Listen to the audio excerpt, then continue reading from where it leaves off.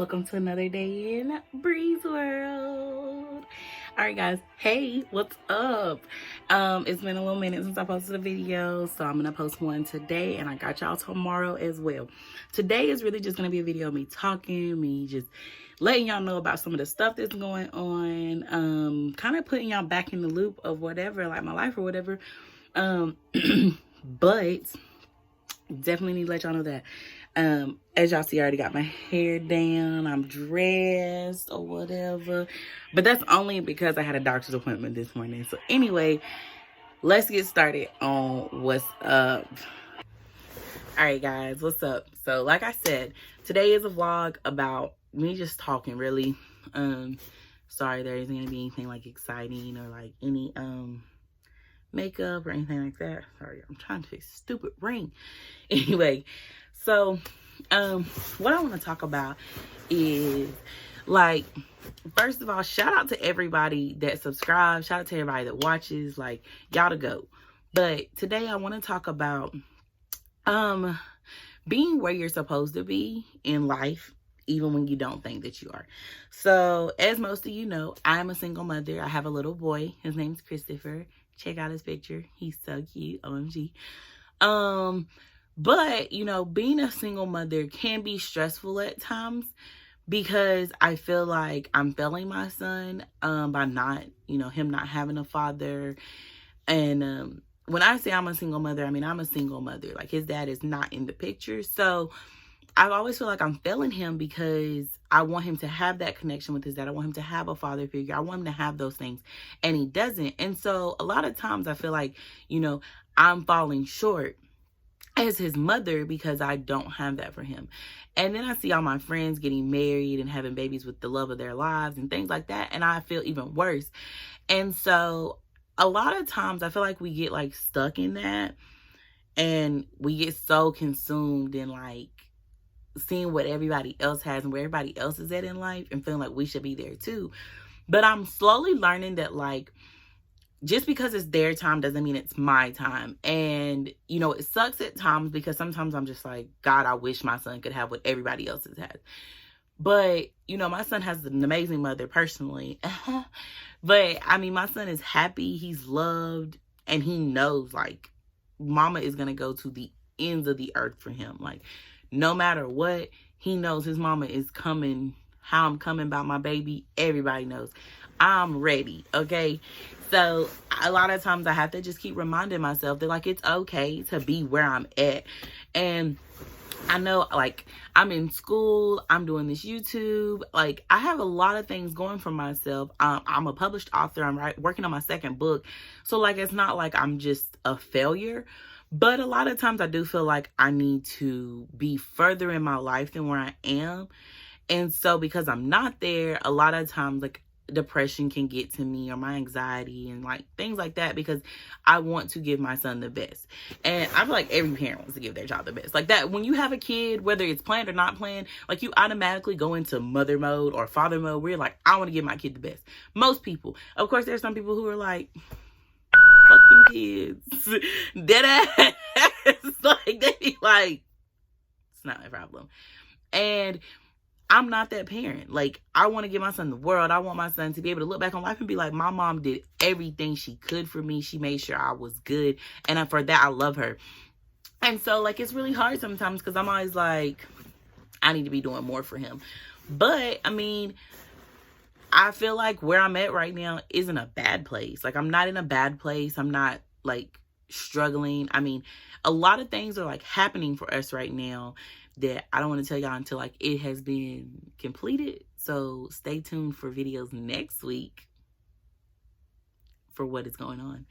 But I do feel like, you know, sometimes I want to rush things. Like, sometimes I'll be sitting here and I'll just be like, man, I wish Christopher had this or Christopher had that. And I'm having to learn that, like, I just need to be patient and wait, because what's meant to be is gonna be at all times. And by that I just mean, like, no, I'm not married, and no, I don't have a boyfriend right now, and yeah, it is just me and my son, but there's nothing wrong with that. Like, it's okay that it's just us, and when the time is right, like, somebody will come and they'll change that, and they will be that perfect somebody for me. Like, I seen this right here. Give y'all time to read it. On Facebook, and you know, I seen that and I was like, wow, like, real stepdaddies do this. And it's crazy because I have always felt like when you marry someone who has kids, whether it's, you know, the mother who has kids or the father who has kids. So like, if a woman marries a man with kids, or a man marries a woman with kids, like, I feel like in that situation, a lot of times, you know, people go into it and they're still hitting up their baby daddies, and they still like, especially a man marrying a woman with kids. Because if I'm marrying you and you my man, like, you should be taking care of the household as that man. And I feel like when you marry somebody that has kids, you accept that child as your child. No, it's not biologically yours, but you have now made it yourself more or less to this woman for life. And with that being said, if you're going to be with her for life, you're going to be with this kid for life, because that kid is a part of her. So you should love and respect and take care of that kid the same way you will the kids that you and her will make together. And I feel like fathers or men who don't treat their girlfriend, wife, or whatever kids like they would treat their kids, like, you don't have no business with her. Because that, if you love her and you claim she's the love of your life, that child is hers. So like, I've always agreed with that. Like, I've always agreed that, like, I should not have to ask my baby daddy for shit when it comes to our son at that moment, because you have married me. We are together. Like, me and you are one, and my son is just as much now your son because you've chosen me. And, you know, if my baby daddy pays child support, great, he paid child support, which they ain't gonna pay child support no way. But if he paid child support, great, he pays child support. If he don't pay child support, he don't pay child support. But it doesn't matter, because I have you. Like, I have my man, my husband here, taking care of our family, taking care of me and the kids, making sure we straight. So whatever he does or does not do is not our business. So with that being said, you know, I look at a lot of things like, that's part of the reason that I am single, is because when I do decide to be with somebody and marry somebody, I want them to have that same mindset as me. I want them to have the mindset that this child is your son, but he is now our son. I want them to refer to Christopher as our son and not just my son, because the moment I marry a man is the moment that my son now is in a 2-parent household. And the way my son is, he's very accepting of people. So my husband would never really be able to be like, well, your son ain't gonna accept me as his daddy, because my son loves people. If you love him, respect him, and treat him as you would your child, trust me, he will adapt to it and accept you as a father. And that's part of the reason I'm single, because I just feel like I don't want to be with nobody that don't love Christopher as much as I do. And I love my son with everything that's in me. So if you don't love him as much as I do, we don't have no reason having no conversation. We don't have no reason looking at each other or nothing. Because at the end of the day, my baby is number one. He come before me. So you know damn well he gonna come before you. And that's why I feel like I am where I am in life. But a lot of times it does get stressful, and I feel like I'm not where I need to be in life. Because like I said, I feel like I should have a husband. I should be married. Like, these things should be happening for me. And with that being said, I've always said that, like, I want my kids 2 years apart each. And of course, Christopher's going to be my oddball now, because he'll be 5 this year. And so I've said multiple times that I don't want to have another one after Christopher turns 7. And everybody's always like, you're putting a cap on your life. But that's not the issue. The thing is, I had to learn how to be patient. I had to learn how to be calm when it came to my son. And once we get out of the baby stage, I don't really want to go back to the baby stage. Like, don't get me wrong, I love the baby stage, cuddling and the kissing and the all. But then when they hit them 2s, baby, I be ready to fight. Because the Christopher's 2s weren't really bad, but them 3s, and currently this 4, y'all don't even understand. Like, I be having to pray to the good Lord above not to let me punch this child. Because, y'all, he be bugging on me. And sometimes it really be funny. Like, I can't help but laugh because he is me. And that is the funniest thing, is that he literally acts just like me. But some days I'll be like, what is wrong with you? So, like, I don't want to get out of that stage and then have to go back to that stage with another one. And it's not putting a cap on my life. Like, if I do get married, you know, later on when Christopher is 7 or 8 and my husband wants kids, I'm not saying that I'm going to be like, no, I'm not having kids. Like, I'll definitely still have kids with my husband if the Lord blesses us to have kids. I'm just saying I would prefer to not have kids at that point.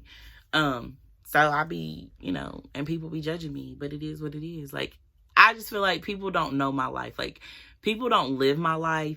And so people don't understand, like, the things I had to go through, the things I had to overcome to be a mother. And a lot of people look at it as, well, you had your son, so you got to do these things. And I completely agree. I laid down, I made my son, I chose to have my son. I definitely was not going to get an abortion because I slipped up and let my son not live because of me. But it is really hard to overcome some things I had to overcome when I became a mother. And so, you know, the process of trying to, like, get to, like, the point of being like, okay, I'm ready to be a mother again from scratch, as far as, like, a new mother, because every child is different. So getting out of the baby stage with Christopher and going back to the baby stage with the next child, who knows how this child would be. Christopher, from the time he was born up until literally he turned 3, he was an amazing kid. I mean, he's still an amazing kid, don't get me wrong. I love my son to death. He's the best ever. Like, I would not trade him for $5 million trillion. But from birth to 3, he was easy to put down for a nap. He was easy to feed. He played a lot by himself. He was he was just content being Christopher. Like, he didn't really, I played with him and he would only want me to play for a little while. And so, like, being in school at that point in time was a lot easier because I could focus on schoolwork and just sit him in my room so he could play. Well, now that he's older, he wants somebody to play with him, and his attitude's a lot quicker and his mouth is a lot smarter. And so, you know, that's how he is now. But who's to say that my next one won't be the complete opposite? Like, they'll be up all the time from birth to 3 and then turn 3 and just be this angel child.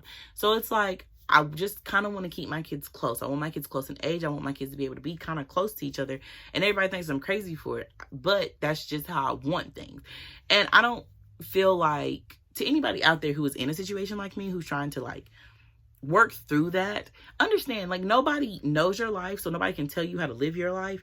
But, you know, do it at your own pace. Write out your goals. Get a journal. Like, I have a journal and I write down exactly what I have planned and what I want to happen over the next couple of months. Like, what I want to happen in 3 months, 6 months, 9 months, 12 months. Because writing out your goals and putting them on paper is a great start to making them become real. So, I don't know. That's just my piece of advice. Like I said, guys, this video was just me talking.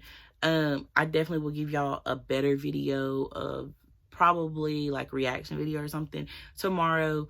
But, you know, I just really wanted to talk on this video. I haven't really sat down and talked on none of my videos in a very, very, very long time. The last time I really sat down and talked was like a year ago. Well, no, it was a couple months ago when I was talking about my book coming out. But I do feel like I still got to stay true to myself when doing this YouTube. So it can't all be like facials and it can't all be like stuff like that. Because at the end of the day, I still got to do what I got to do to be who I am. And I'm a talker. Like, I like to talk. I definitely do want to start doing some more inspirational stuff. But I do want to do some funny stuff. Like, I want to continue to give you guys a range of things. I will do a get ready with me this week. I'm going to try to do one every week. I really need to update my makeup products. I was told that I needed to probably go to Ulta, so I'm going to do that. But I do have some really, really, really cool makeup stuff coming in the mail. So I'm definitely excited to do my next, like, get ready with me and do my makeup.